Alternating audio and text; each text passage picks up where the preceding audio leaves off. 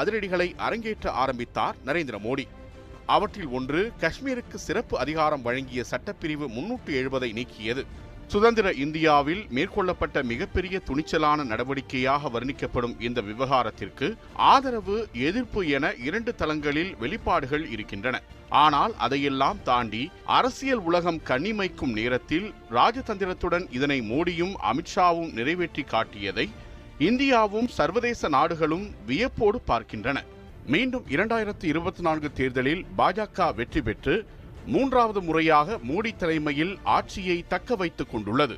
சர்ச்சைகள், விமர்சனங்கள் ஒருபுறம் இருந்தாலும் குஜராத்தில் ஏதோ ஒரு சிறிய நகரில் தேநீர் விற்பனையாளராக தனது வாழ்க்கையை தொடங்கிய மோடி தற்போது உலக தலைவர்களுடன் அமர்ந்து தேநீர் பருகிக் கொண்டே சர்வதேச பிரச்சனைகளை கையாள்வதற்கான கொள்கைகளை வகுத்துக் கொண்டிருக்கிறார்.